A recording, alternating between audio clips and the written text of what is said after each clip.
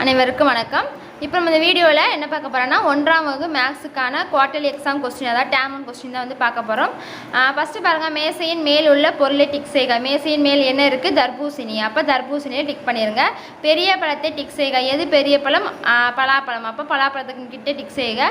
அடுத்து வளைவான பொருளை டிக் செய்க. எது வளைவான பொருள்? பந்து. அப்போ பந்து கீழே டிக் செய்யணும். அடுத்து விளிம்புகள் மற்றும் மூலைகள் கொண்ட பொருளை டிக் செய்க. எதில் விளிம்புகள் மூலைகள் இருக்குது? புத்தகத்தில். அப்போ புத்தகத்தில் டிக் பண்ணிடுங்க.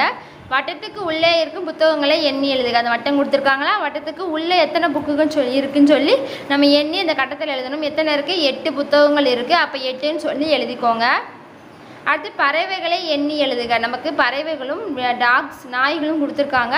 அதில் நம்ம பறவைகளை மட்டும் எண்ணி எழுதினா போதும். எத்தனை பறவைகள் பாருங்கள், 1 2 3 4 5 5 6 7 8, மொத்தம் 8 பறவைகள் இருக்குது. 9 பறவைகள் இருக்குது. நம்ம அந்த கட்டத்தில் 9 சொல்லி எடுத்து எழுதணும்.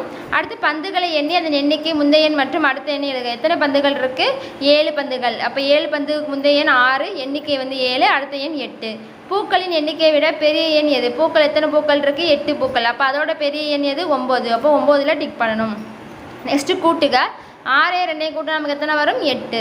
அடுத்து 5 4 கூட்டினா 9. அவ்வளோதான். அடுத்து கூட்டல் கணக்கை நிறைவு செய்க. 4 கூட எந்த நம்பரை கூட்டினா 7 வரும்? 3 கூட்டினா 7 வரும். அப்போ 3ன்னு போட்டுக்கோங்க.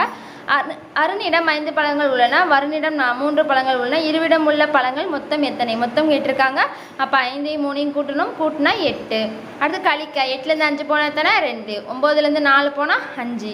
அடுத்து கழித்தல் கணக்கை நிறைவு செய்க. 7லேருந்து எந்த நம்பரை கழிச்சா 5 கிடைக்கும்? நமக்கு 2. 7லேருந்து 2 கழிச்சா 5 கிடைக்குமா? அப்போ அந்த கட்டத்தில் 2ன்னு போட்டுக்கோங்க. அமுதாவுடன் 6 வளையல் இருக்குது. அந்த வளையலில் வந்து 3 வளையல் யார் கொடுத்துருதா? தங்கச்சிக்கு கொடுத்துருதா. அப்போ மீதி எத்தனை வளையல் இருக்கும்?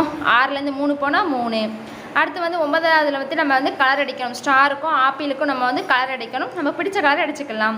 அடுத்து எண்ணி எழுதுக. நமக்கு இலையும் பூக்கள் கொடுத்துருக்காங்களா, அதில் இலைகள் எத்தனை சொல்லி எடுத்து எழுதணும், பூக்கள் எத்தனை சொல்லி எடுத்து எழுதணும்.